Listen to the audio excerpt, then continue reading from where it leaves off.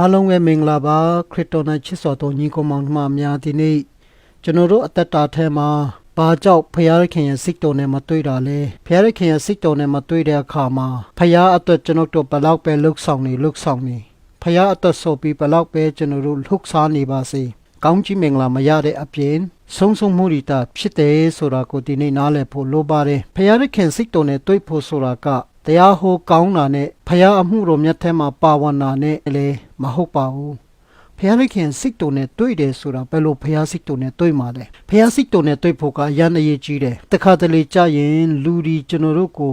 ကြိုက်နှစ်မှဝမ်းမြောက်ကြတယ်ဒါပေမဲ့ကျွန်တော်တို့ဖခင်စိတ်တော်နဲ့တွေ့မှာဝမ်းမြောက်ခြင်းဖြစ်ဖို့ရန်ခွန်အားပေးခြင်းနဲ့ဖခင်စိတ်တော်နဲ့တွေ့တော်သူအသက်တာထဲမှာထူးခြားမှုဖြစ်တယ်ဒါကြောင့်မလို့ဒီနေ့ပါရီပဲလုံနေပါစေဘလောက်ပဲတိုးနေပါစေဘလောက်ပဲဟိုးကောင်းနေပါစေဘလောက်ပဲပြောကောင်းနေပါစေဘလောက်ပဲအတင်းတော်ထဲမှာလှုပ်ရှားနေပါစေလူငယ်ကန္တာမှာမြို့သမီးကန္တာမှာစသဖြင့်လှုပ်ရှားနေပါစေဖျားစိတ်တော်နဲ့မတွေ့တော်သူဖြစ်ပါက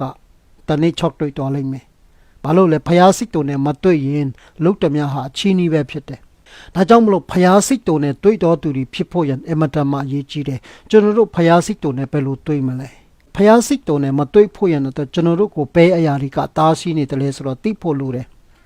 ယောမဩရာစာခန်းကြီးစစ်အပိုင်ငယ်စစ်ထဲမှာထို့ကြောင့်စာတိပဂတိ၌ကျင်လေတော်သူတို့သည်ဖျားခင်ဤစိတ်တော်နှင့်မတွေ့နိုင်ကြ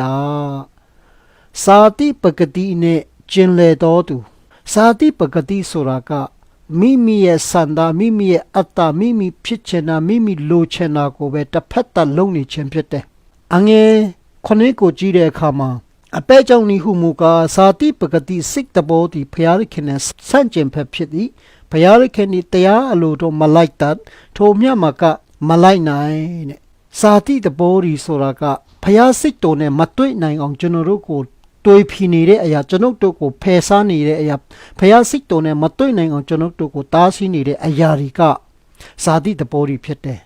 စာတိဆန်စွာလှုပ်ဆောင်နေတဲ့အရာတွေစာတိနဲ့လှုပ်ဆောင်နေတဲ့အခါမှာဖျားစိတ်တော်နဲ့မတွေ့နိုင်ဘူးနှလုံးတော်နဲ့တွေ့တော်သူဖျားစိတ်တော်နဲ့တွေ့တော်သူဖြစ်ခြင်းကျွန်ုပ်တို့ရဲ့စာတိကျွန်ုပ်တို့ရဲ့အတ္တကျွန်ုပ်တို့ရဲ့စာတိတဘောတွေကိုဖယ်ရှားဖို့လိုတယ်ကျွန်တော်တတ်တယ်ငါတိုးတယ်ငါတတ်တယ်ငါရှိမှဖြစ်မယ်ငါလုံမှဖြစ်မယ်ဆိုတဲ့ငါဆိုတဲ့မာမာနာနဲ့လှုပ်ဆောင်တဲ့မြတ်အရာအလုံးဟာဖျားစိတ်တော်နဲ့မတွေ့နိုင်တဲ့အရာတွေပဲဘယ်လောက်ပဲလုံနေပါစေဘယ်လောက်ပဲဟိုးကောင်းနေပါစ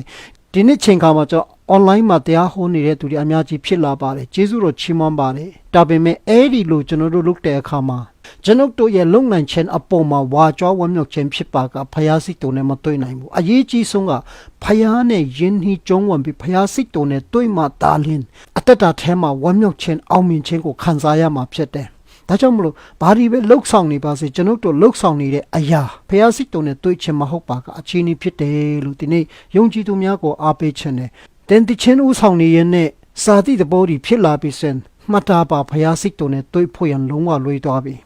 ဝေးသွားပြီလုတ်တော့လုံနေတဲ့အရန်လုံနေတဲ့ဒါပေမဲ့ငါပဲလုံနေရတယ်ငါပဲလုံနေရတယ်လုံနေရင်းနဲ့သူများကိုစိတ်ဆိုးတယ်သူများကိုတိုးတာထွက်တယ်သူများကိုမနာလို့ဖြစ်တယ်အဲ့ဒီအရာတွေကကျွန်ုပ်တို့ဖျားစိတ်တော်နဲ့မတွေ့နိုင်အောင်တားရှိနေတဲ့အရာတွေပဲမိတ်ဆွေတွေပြောပြချက်နဲ့အချို့တော်သူများကအတင်းတော်ထဲမှာလုံနေကြတယ်အတင်းတော်ထဲမှာပါဝင်နေကြတယ်ဒါပေမဲ့ငါကြီးပဲလုံနေရတယ်ဆိုတဲ့စိတ်ဖြစ်လာတဲ့အခါမှာအဲ့ဒီအရာကသူလုတ်တဲ့အရာတွေကအကုန်လုံးပြန်ဖြတ်တာဖျားစိတ်မှာလုတ်တဲ့အခရဲ့အကျိုးတော့ရလိမ့်မယ်ဒါပေမဲ့ဖျားစိတ်တော်နဲ့မတွေ့နိုင်ဘူးအခပဲရမယ်ဒါကြောင့်မလို့အားပေးခြင်းနဲ့ဖျားစိတ်တော်နဲ့တွေ့တော်သူဖြစ်ဖို့ရတဲ့ဝိညာဉ်ပဂတိအတိုင်းကျင့်တော်သူဖြစ်ဖို့လိုတယ်ဝိညာဉ်ပဂတိဆိုတာဘာလဲမေတ္တာကိုအခြေခံတာဖြစ်တယ်ဘယ်လောက်ပဲပင်ပန်းနေပါစေဘယ်လောက်ပဲလုံနေရပါစေကျေနပ်တော်သူဖြစ်တယ်အတင်းတော်ထဲမှာလှုပ်လာတဲ့အခါမှာလည်းအာနာပါဝါပြချင်တာမဟုတ်ပဲနဲ့သူများကကိုယ့်ကိုလေးစားစေချင်လို့လှုပ်ဆောင်ခြင်းမဟုတ်ပဲနဲ့ဖယားနှလုံးတော်နဲ့တွေ့ချင်လို့လှုပ်ဆောင်တော်သူဖြစ်လာပါကဖယားကချီးမြှောက်မှာဖြစ်တယ်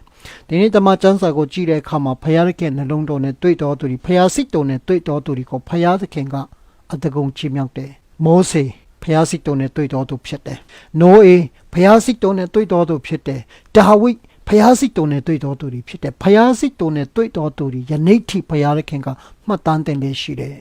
ကောင်းကင်အထိမှတ်တမ်းတင်နေဦးမှာဖြစ်တယ်မိတ်ဆွေဒါကြောင့်ဒီနေ့တင်ပါရီလုံနေပါစေစေတနာစိတ်နဲ့လှုပ်ဆောင်ပြီးတော့ဖျားစိတ်တော်နဲ့တွေ့တော်ချီးမွမ်းခြင်းဖျားစိတ်တော်နဲ့တွေ့တော်လှုပ်ဆောင်ခြင်းမျိုးဖြစ်ဖို့အရေးကြီးတယ် စာတိအရာတွေကဖျားစိတ်တုံနဲ့ဆန့်ကျင်ဘက်ဖြစ်တယ်စာတိနဲ့လုံနေတဲ့အရာတွေစာတိတပေါ်နဲ့လုံနေတဲ့အရာတွေစာတိဆိုတော့ပါလေဒီနေ့တတ်မှတ်တဲ့စိတ်တွေဖျားမနစ်တဲ့အရာတွေကိုကျွန်တော်တို့လှုပ်ဆောင်ခြင်းတချို့သောသူများကပလင်စိတ်မှာတနင်္ဂနွေရောက်လာတဲ့အခါမှာအာရပါရချီးမွမ်းကြတယ်လက်မြောက်ကခုန်ပြီးချီးမွမ်းကြတယ်အပြင်ပြန်ရောက်တော့တဲ့အခါမှာကြိုက်တလို့အသက်ရှင်ကြတယ်ကြိုက်တလို့နေကြတယ်လင်မယားမတဲ့ကြဘူးလင်မယားစကားများကြတယ်သူများနဲ့မတဲ့ဘူးသူများနဲ့စကားများတယ်အလို့ယုံရောက်တဲ့အခါမှာလည်းငါပဲလုံနေရတယ်မင်းမလုပ်ဘူးစတဲ့မကောင်းတဲ့စိတ်တွေဖျားမနစ်တဲ့စိတ်တဘောထားတွေအဲ့ဒီအရာတွေကကျွန်တော်တို့ဘလောက်ပဲလှုပ်ဆောင်နေပါစေဖျားစိတ်တုံနဲ့တွေးဖို့ရန်ခဲရင်တယ်ဒါကြောင့်မလို့ပြင်လဲပြီးတော့မှဆင်ခြင်ပါတင်နေစဉ်အသက်တာရှောက်လာတဲ့အခါတင်နေစဉ်အသက်တာတွာလာတဲ့အခါအသက်တာကိုပြန်ပြီးဆင်ခြင်ကြည့်ပါဖျားစိတ်တုံနဲ့တွေးနေချီးမွမ်းခြင်းလားဖျားစိတ်တုံနဲ့တွေးတဲ့အသက်ရှင်ခြင်းလားဖျားစိတ်တုံနဲ့တွေးတဲ့စကားပြောခြင်းလားဆိုတော့ဒီနေ့ပြန်လဲပြီးဆင်ခြင်စေခြင်းနဲ့အဲ့ဒါအမတမအရေးကြီးတယ်ချစ်တော်ညီကောင်မောင်နှမများအဟိုးကောင်းအပြောကောင်းအဟန်ဆောင်ကောင်းဖို့မလိုပါဘူးဖျားစိတ်တုံနဲ့တွေ့ပြီးဖျားနဲ့ယဉ်ဟီကျုံးဝင်တော်သူဖြစ်ဖို့အရေးကြီးတယ်ဖျားနဲ့ယဉ်ဟီကျုံးဝင်ခြင်းကတိတ်အရေးကြီးပါတယ်မိတ်ဆွေလူတွေကကိုယ့်ကိုကြိုက်ဖို့ထက်ဖျားကကိုယ့်ကိုနှစ်သက်ဖို့ဖျားကကိုယ့်ကိုကြိုက်ဖို့အဲ့ဒါအရေးကြီးဆုံးပဲဒါပေမဲ့စာတိကတော့ဖျားမကြိုက်တာမသိတော့လူတွေကြိုက်ဖို့လူတွေကထောက်ခံဖို့ဒါပဲကြိုက်ကြပါတယ်ချစ်တော်ညီကောင်မောင်နှမတွေဖျားသခင်ရဲ့မျက်နှာသာပေးခြင်း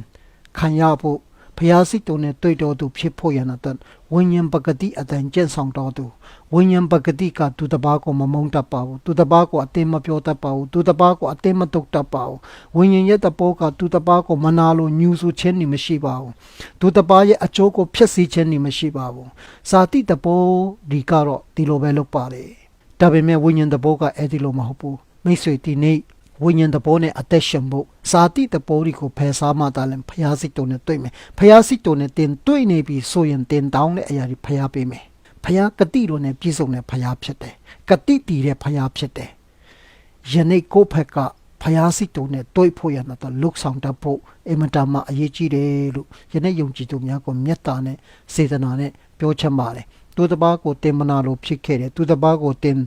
အတင်းနေတော့ခဲ့တယ်သူတစ်ပါးအပေါ်မှာမကောင်းမှုတွေဖြစ်ခဲ့တယ်သူများကိုပဲတစ်ချိန်လုံးမကြေမနပ်ဖြစ်နေတဲ့အဲ့ဒီအရာတွေခွတ်မလွတ်နိုင်တဲ့အရာတွေရှိနေရင်ဘုရားစိတ်တော်နဲ့မတွေ့နိုင်ဘူးတင်ဘုရားစိတ်တော်နဲ့တွေ့ဖို့ရန်တော့ဘုရားနဲ့ယဉ်ဤကျုံးဝင်ဖို့အရေးကြီးတယ်တင်ဘယ်လောက်ပဲတရားဟောကောင်းနေပါစေဘယ်လောက်ပဲတင် Operation Worship ဦးဆောင်နေတာကောင်းနေပါစေ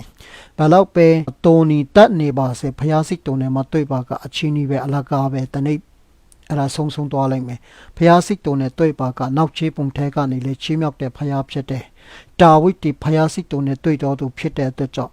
တိုးကြောင်းတဲ့ဘဝကနေဘုရားခင်တဖြည်းဖြည်းချီးမြှောက်တော်တာဖြစ်တဲ့ယောသတ်ရဲ့အသက်တာဒီလိုပဲဘုရားခင်ကသူ့ရဲ့စိတ်တုံနဲ့တွေ့တော်သူတွေကိုရွေးကောက်ပြီးချီးမြှောက်တာဖြစ်တယ်ဒါကြောင့်မလို့ဒီနေ့ဘုရားစိတ်တုံနဲ့တွေ့ဖို့ရတဲ့အတွက်ဒီနေ့ပါလုတ်တဲ့တယ်လေပါမလုတ်တဲ့မူလဲဆိုတော့နှုတ်ကပတ်တော်မှာပြောထားပြီးသားဖြစ်တယ်ဖျားကမျက်နှာလိုက်တဲ့ဖျားမဟုတ်ဘူးနှလုံးသားကိုလိုက်၍ချီးမြှောက်တဲ့ဖျားဖြစ်တယ်အဲ့ဒီဖျားကိုဒီနေ့ချင်းကတ်တဲ့အခါရှိကတ်တဲ့အခါမှာသူ့ရဲ့စိတ်တော်နဲ့တွေ့နိုင်ဖို့စာတိပကတိတွေမကောင်းတဲ့အရာတွေကိုယနေ့ဖယ်ရှားပြီးဖျားစိတ်တော်နဲ့တွေ့တော့အသက်တာမှာအသက်ရှင်ကြပါစို့လို့ဒီနေ့နှုတ်ဘတော်အဖြစ်အားပေးရတဲ့တိုက်တွန်းပါတယ်ကျွန်တော်တို့အရောက်စီတိုင်းဖျားခင်ကောင်းချီးပေးပါစေ